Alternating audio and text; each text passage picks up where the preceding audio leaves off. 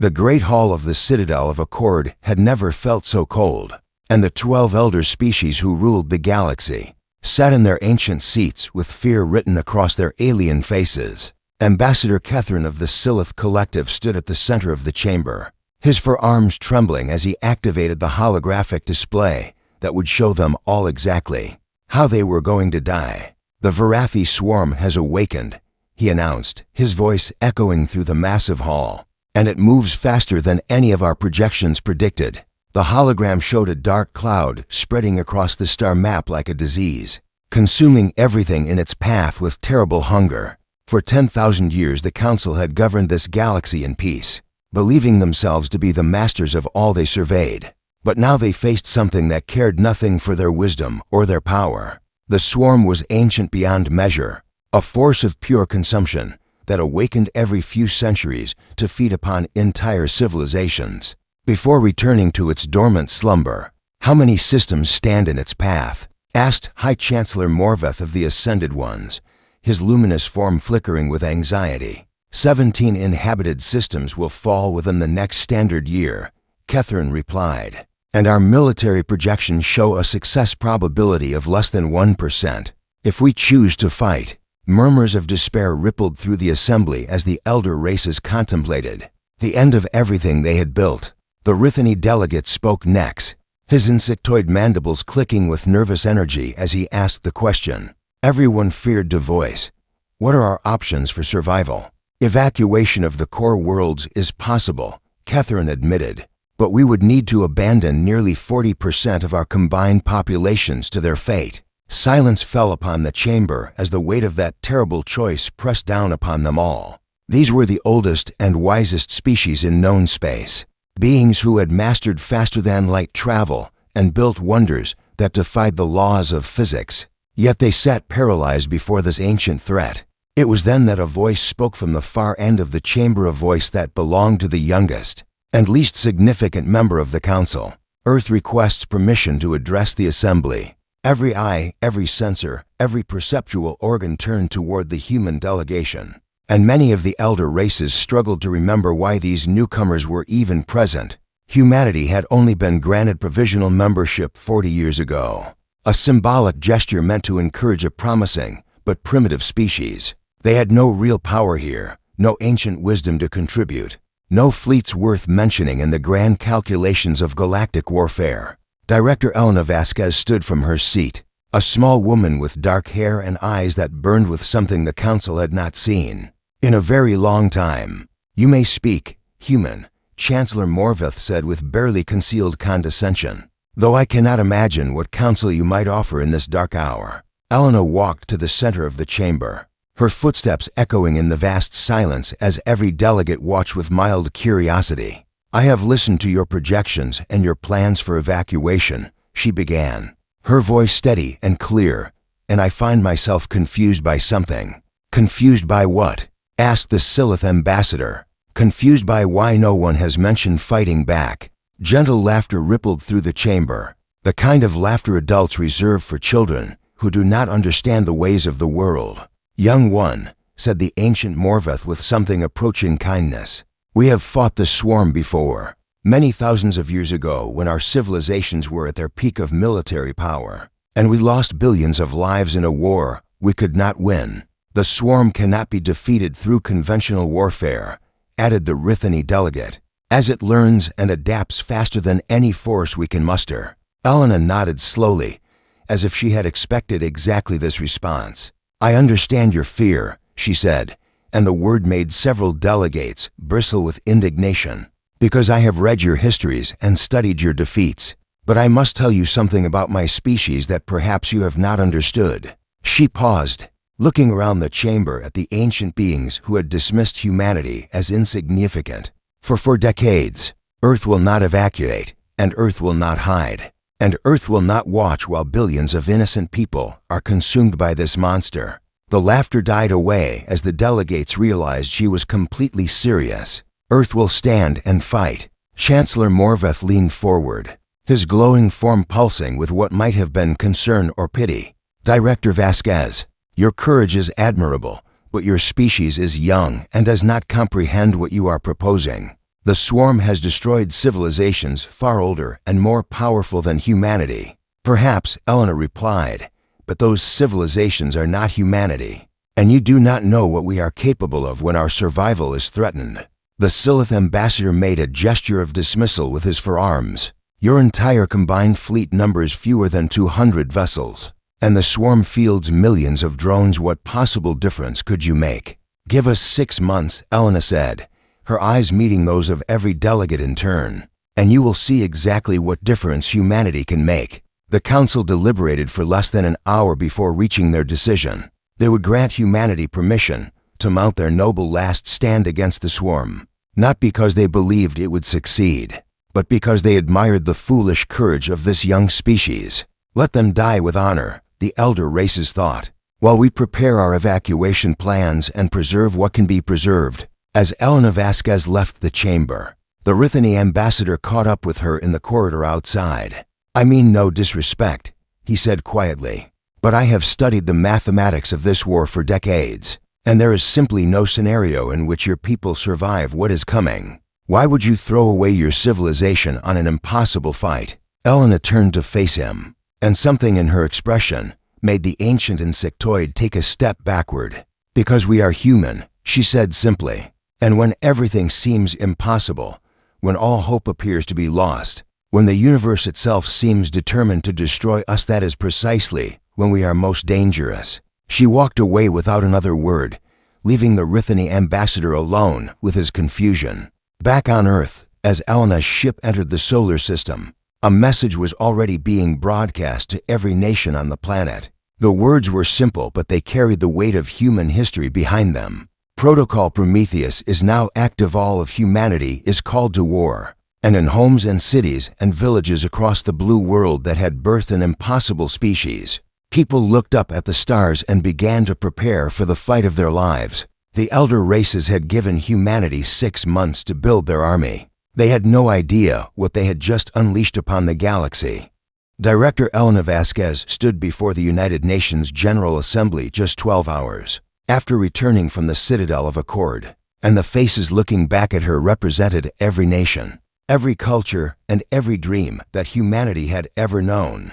I will not lie to you, she began, her voice carried by speakers to every corner of the planet, because what is coming for us has destroyed civilizations 1,000 times older than our own, and the galaxy believes we are already dead. No one spoke, no one moved, as the weight of her words settled upon the billions watching across the world. But I did not accept their pity, and I did not agree to their evacuation plans, because I know something about humanity that the elder races have never understood. She paused, looking into the cameras that broadcast her image to every screen on Earth. We do not give up, we have never given up, and we will not start now. Within 24 hours of her speech, something extraordinary began to happen across the planet. Nations that had been rivals for centuries suddenly found themselves working together with perfect coordination, as old grudges and ancient hatreds melted away in the face of a threat that cared nothing for borders or politics. The President of the United States called the Premier of China, and their conversation lasted only 3 minutes before they agreed to share every military secret their nations possessed. Russia opened its weapons facilities to international inspection, and India and Pakistan merged their space programs into a single unified force. Factories that had spent decades producing cars and phones and luxury goods received new orders overnight, and workers who had never touched a weapon in their lives began assembling warships with hands that trembled but never stopped moving.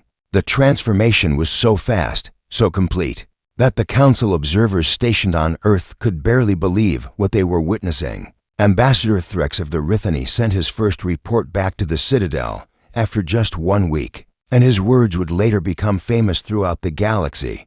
They do not sleep. They do not argue. They simply build. I have never seen anything like this.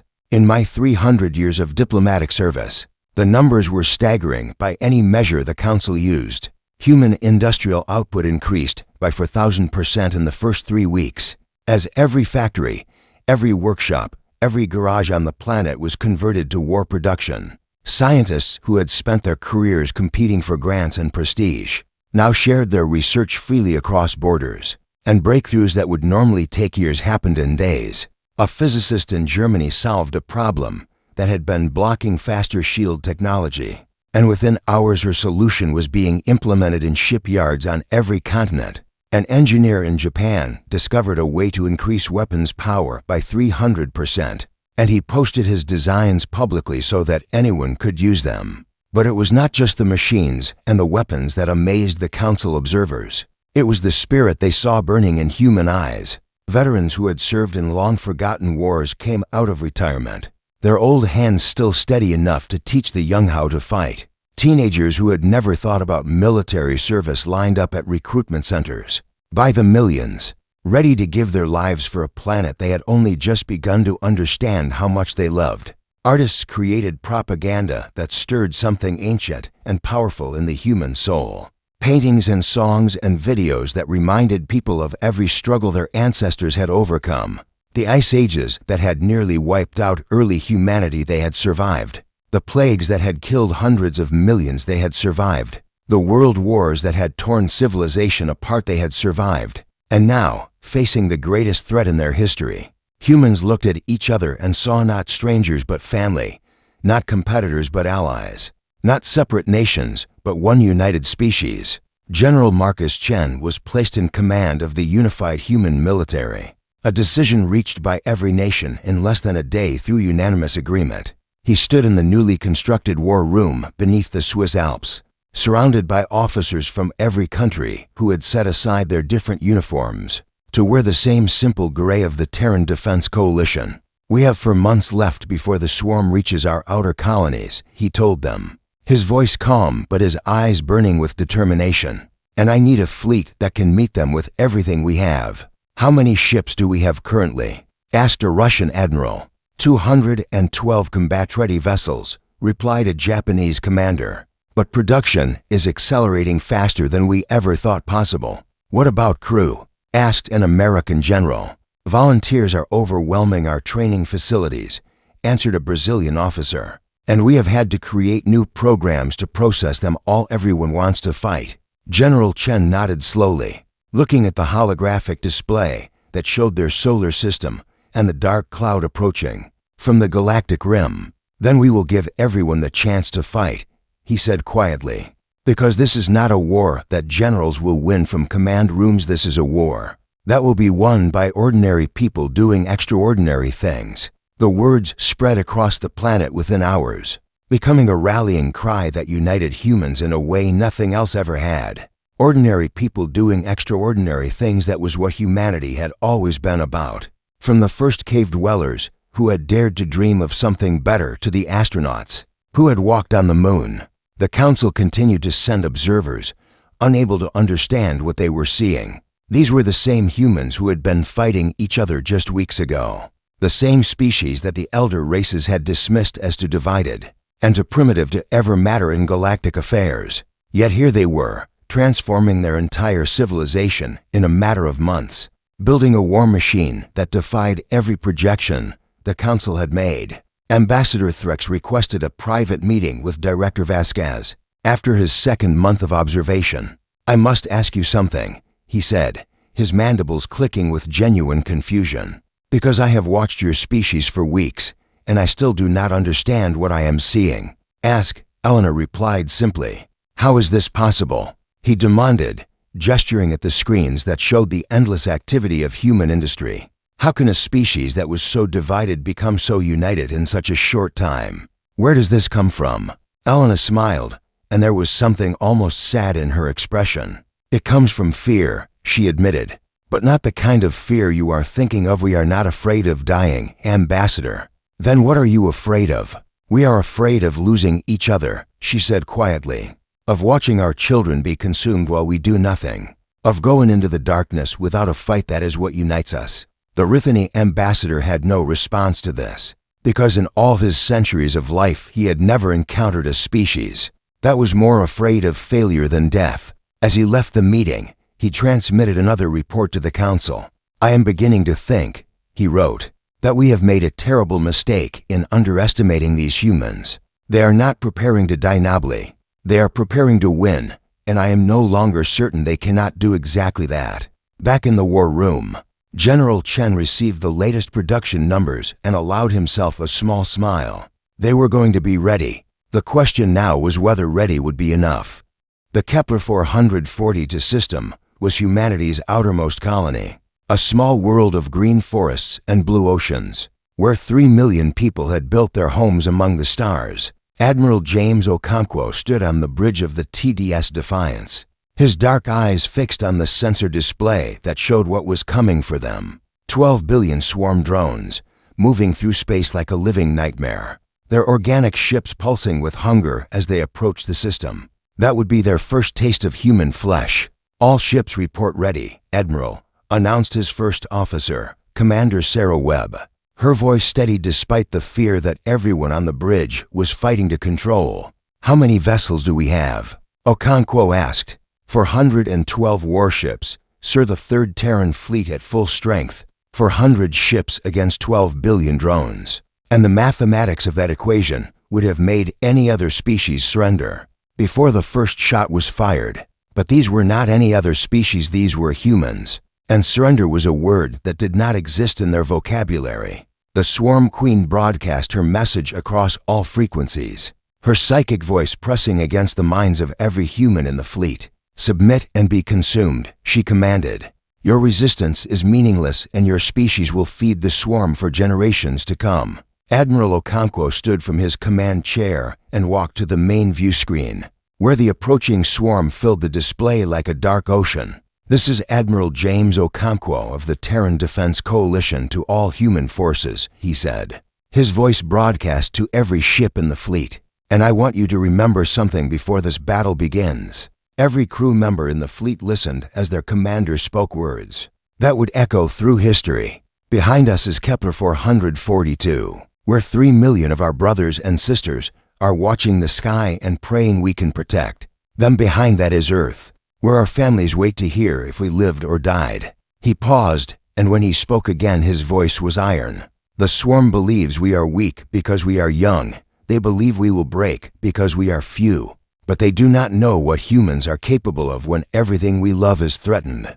The fleet held its breath. "Humanity does not submit," Okonkwo declared. "We adapt, we overcome. And we do not go quietly into any darkness. All ships, battle stations." The first wave of swarm drones crashed against the human defensive line, like water against rock. And what followed would change the way the galaxy thought about war forever. Human ships did not fight like the elder races, with careful formations and conservative tactics designed to minimize losses. They fought like wolves, in packs that struck from unexpected angles and retreated before the enemy could respond. The TDS Vengeance led a group of destroyers directly into the heart of a swarm carrier formation, weapons blazing at point-blank range while the drones struggled to track targets. Moving so aggressively, the TDS Prometheus used a nearby asteroid field as cover, jumping in and out of sensor range while picking off isolated enemy vessels with precision strikes.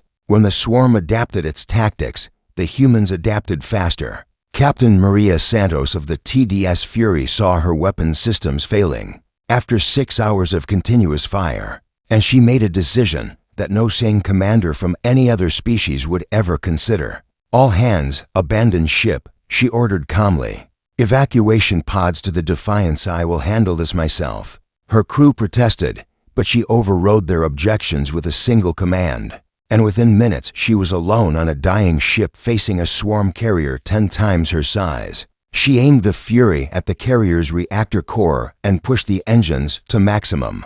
The explosion destroyed the carrier and 16,000 drones. And Captain Santos died with a smile on her face, knowing she had made a difference. This was what the swarm had never encountered before. A species willing to trade their lives for victory. Not out of despair, but out of love for what they were protecting. Day after day the battle raged, and day after day the humans refused to break. When ammunition ran low, they used their ships as weapons. When shields failed, they fought in vacuum suits with nothing but rifles and grenades. When carters were breached, crews held the line with whatever they could find. And stories emerged of engineers fighting swarm drones with welding torches and maintenance tools. The Swarm Queen grew frustrated, then confused, then something she had not felt in millennia afraid. These creatures were not supposed to be this difficult, not supposed to cost this much, not supposed to fight with such insane determination. On the 9th day of battle, Admiral Okonkwo received a report that made him close his eyes and take a deep breath. "Admiral," Commander Webb said quietly, "we have lost 247 ships. 60% of our fleet is gone." The bridge fell silent as the survivors processed what that number meant. But then Webb continued, and her voice carried something that sounded almost like wonder. "Sir, the swarm has lost 80% of its vanguard force. We have destroyed nearly 10 billion drones." Okonkwo opened his eyes and looked at the sensor display, where the remaining swarm forces were pulling back for the first time in recorded history. "They are retreating?" he asked, not quite believing what he was seeing. "Yes, sir, the Swarm Queen is regrouping her remaining forces for a new approach." The Admiral allowed himself a moment of pride, of fierce joy, before the weight of their losses settled back onto his shoulders. 247 ships lost, with crews that had families waiting for them back home. People who would never return to the ones they loved. But they had done what the galaxy said was impossible. They had hurt the swarm, really hurt it. And that meant everything. "Send a message to Earth," Okonkwo ordered. "Tell them we held the line. Tell them Kepler 442 is safe, and tell them we are not done fighting." The message reached Earth 6 hours later, and the planet erupted in celebration and grief. Celebration because their sons and daughters had done the impossible. Grief because so many would never come home. At the Citadel of Accord, the Council received the battle report in stunned silence. Ambassador Threx read the numbers 3 times, certain there must be some error, some mistake in the data that would explain how a primitive species had just achieved the greatest military victory against the swarm in 10,000 years. But there was no error. Humanity had fought and bled and died, and in doing so they had proven that the swarm could be stopped. "What are we supposed to do with this information?" asked the Silith ambassador, his forearms spread in complete bewilderment. Chancellor Morveth stared at the display for a long moment before answering. "We watch," he said slowly, "and we learn. Because I am beginning to think that we have fundamentally misunderstood what kind of species humanity truly is." Far away, above the green forests of Kepler 442, Admiral Okonkwo stood on the bridge of his battered flagship and looked at the stars. The first battle was won, but the war had just begun, and humanity was ready for whatever came next. 18 months had passed since the Battle of Kepler 442, and the galaxy had learned a new name for the conflict that was consuming entire star systems. They called it the War of Attrition, and humanity waged it with a ferocity that disturbed even those who had begun to admire them. The swarm had adapted after its first defeat, developing new tactics and breeding new drone variants specifically designed to counter human weapons and strategies. But every time the swarm changed, humanity changed faster. Scientists worked in laboratories for days without sleep, developing new shields and weapons to match each new swarm evolution. Soldiers trained in conditions that would have broken any other species, pushing their bodies beyond limits that biology said should be impossible. And through it all, the humans kept coming, kept fighting, kept refusing to accept the death the galaxy had promised them. Council observers documented everything they saw, and their reports became required reading for every military academy in known space.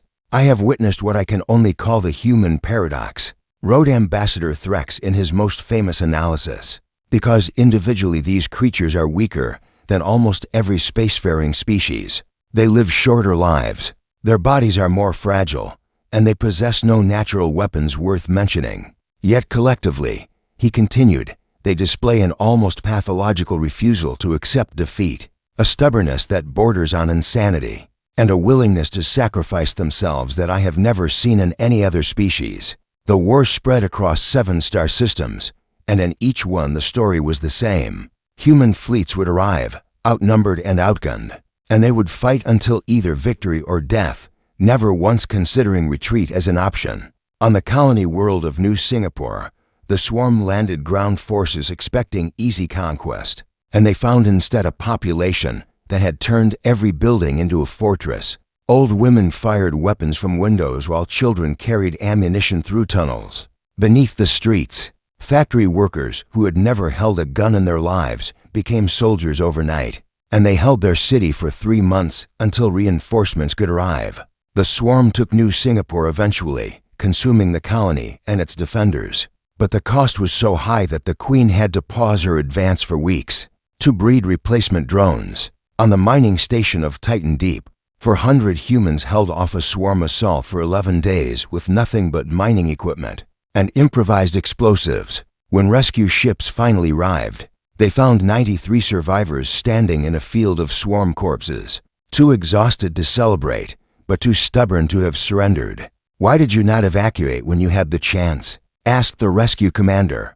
The station foreman, a 60-year-old man named Chen Wei, who had lost 3 fingers in the fighting, looked at him with confusion. "Evacuate?" he asked, as if the word made no sense. "This is our home, where would we go?" This was what the council could not understand, what the swarm could not predict, what no simulation or analysis could explain.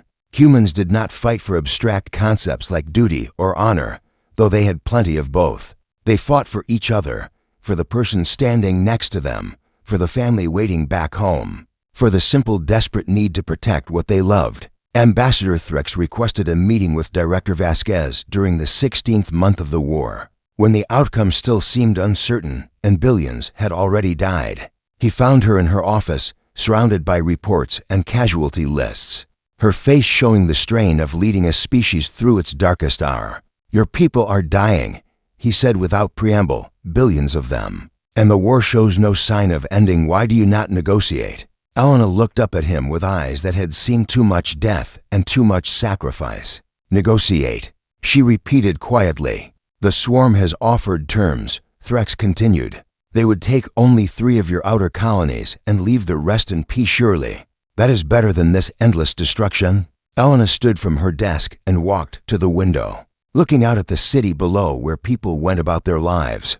despite knowing the enemy was coming. "Ambassador," she said slowly, "do you know what an extinction event is? Of course, a catastrophic occurrence that threatens the survival of a species. Humanity has survived 5 of them," Elena said, still looking at the city.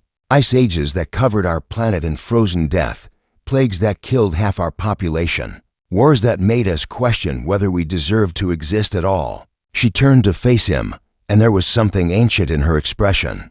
"We remember what it was like to nearly disappear, to stand at the edge of oblivion and wonder if tomorrow would ever come. And that memory is burned into our very souls." "But surely," Threx began. "The swarm is just another extinction event," Elena interrupted firmly. "Another force that wants to wipe us from existence, and we have gotten very, very good at surviving those. Even if it costs you billions of lives. Even if it costs us everything," Elena replied. "Because some things are worth more than survival. Dignity is worth more. Freedom is worth more. And the knowledge that we did not go quietly into the night is worth more." Threx left that meeting with his understanding of humanity fundamentally changed. These were not the foolish children the council had dismissed 40 years ago. Not the primitive newcomers who needed guidance and protection. These were survivors, forged by millions of years of struggle against a universe that had tried again and again to destroy them. And now that same stubborn, impossible, magnificent species was turning all of that survival instinct against the swarm. The 17th month of the war saw the tide begin to turn. Human fleets had grown stronger while swarm numbers had decreased. And for the first time, the Queen found herself losing territory instead of gaining it. A new weapon, developed by scientists on 3 different continents working together, could now target swarm hive ships with devastating accuracy. New shield technology allowed human vessels to survive attacks that would have been fatal just months before. And the soldiers themselves had become something terrifying: veterans who had fought in dozens of battles, who knew the swarm better than it knew itself, who had paid for their expertise in blood and would not waste those sacrifices. The Queen looked at her projections and saw something she had not seen. In 10,000 years of conquest, she saw the possibility of defeat. In desperation, she gathered every remaining drone, every surviving hive ship, every resource she had left, and pointed them all at a single target: Earth itself. If she could destroy the human homeworld, she believed, Surely even these impossible creatures would finally break. She did not understand that attacking Earth would not break humanity. It would unleash them. The Swarm Queen committed every drone she had left to the assault on Earth. 12,000 hive ships carrying the last hope of her ancient hunger toward the blue world. That had caused her so much pain. She expected to find a broken species, exhausted from 18 months of war, ready to fall before her final overwhelming assault. What she found instead would haunt the memories of every surviving drone until the end of time. The skies above Earth darkened with ships, but not just human ships. The Council had finally acted, shamed by human courage into joining a fight they had been too afraid to enter on their own. 47 allied fleets from 11 species emerged from hyperspace alongside the combined might of humanity's remaining forces, creating an armada that filled the solar system with light and power. Chancellor Morvith himself had addressed the Council before the departure. "We have watched these humans fight alone for too long," he said, his luminous form burning with something that might have been shame. "And we have told ourselves that their war was not our war, that their sacrifice was noble but ultimately meaningless. But I tell you now," he continued, his voice rising with unexpected emotion, "that if we allow them to fall while we do nothing, we do not deserve to call ourselves civilized. We do not deserve to call ourselves the guardians of this galaxy." The vote to intervene had been unanimous. Now, above Earth, the greatest battle in galactic history was about to begin. Admiral Okonkwo, promoted to Supreme Commander of all Terran forces, stood on the bridge of the TDS Humanity's Pride and looked at the sensor display, showing the approaching swarm. "All ships report ready," announced his communications officer. "Human and allied forces are in position. The Swarm Queen is broadcasting," added another officer. "Shall I put it through?" "Let her speak," Okonkwo said calmly. The Queen's psychic voice filled every mind in the fleet. "You have fought well, little creatures," she admitted. "But this is the end. I will consume your homeworld and finally silence this annoying species forever." Okonkwo smiled, and there was something dangerous in that expression. "Swarm Queen," he replied, "you have spent 18 months trying to understand humanity, trying to break us, trying to make us fear you, and you have failed every single time. This time will be different." "No," Okonkwo said quietly, "this time you face us above Earth itself, above the world that birthed us, above the soil where our ancestors are buried, and I promise you, Queen, there is no force in this universe that can make us retreat from here." The battle began with fire and fury that lit up the entire solar system. Swarm drones crashed against human and allied lines in waves of endless hunger, and ships exploded on both sides as the two forces tore into each other with desperate intensity.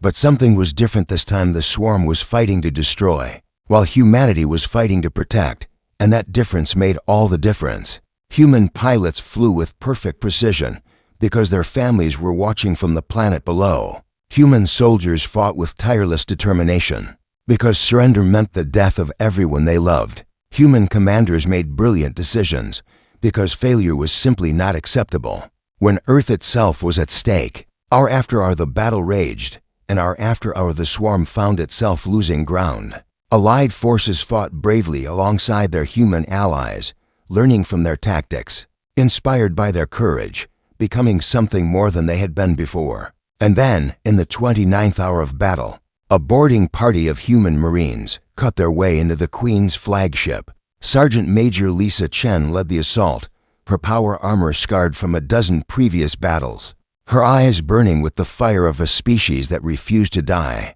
She fought through corridors filled with drones, losing soldiers with every step, but never slowing down, never stopping, never accepting anything less than victory. When she finally reached the Queen's chamber, she was alone, her ammunition exhausted, her armor failing. The Queen looked at this single human standing before her, this tiny fragile creature that had somehow survived everything her forces could throw at it. "What are you?" she demanded, her psychic voice filled with genuine confusion.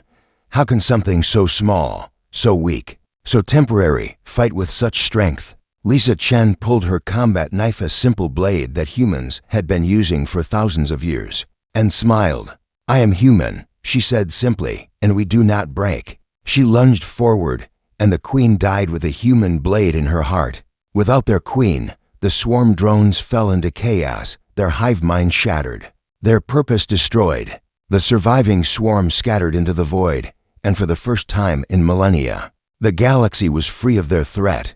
3 months later, Director Elena Vasquez stood before the council in the Great Hall of the Citadel of Accord. She looked older than she had 2 years ago, worn by grief and loss and the terrible weight of leading her species through its darkest hour. Humanity had lost half its population in the war, a dozen worlds reduced to ash, an economy shattered, a people traumatized. But they had survived more than survived. They had won. Chancellor Morveth rose from his ancient seat and looked at the human ambassador with eyes that held something the elder races had not felt in eons. Director Vasquez, he began, his voice heavy with emotion. The council has watched your species for 40 years, and in that time we have called you young, reckless, primitive, and insignificant. He paused, and when he continued, his voice cracked with humility. We were wrong about all of it. The other delegates murmured their agreement as the chancellor continued.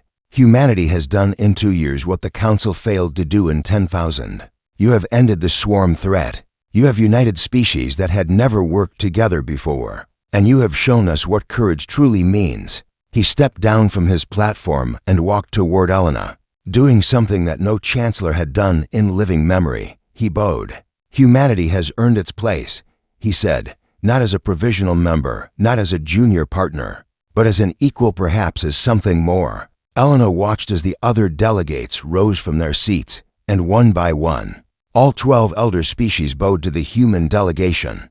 It was a moment that would be remembered for as long as the galaxy endured. But Elena did not smile in triumph or speak words of pride. Instead, she thought of everyone who had died to bring them to this moment, the soldiers and civilians, the mothers and fathers, the children who would never grow old. We do not want it to be more, she said finally, her voice quiet but clear.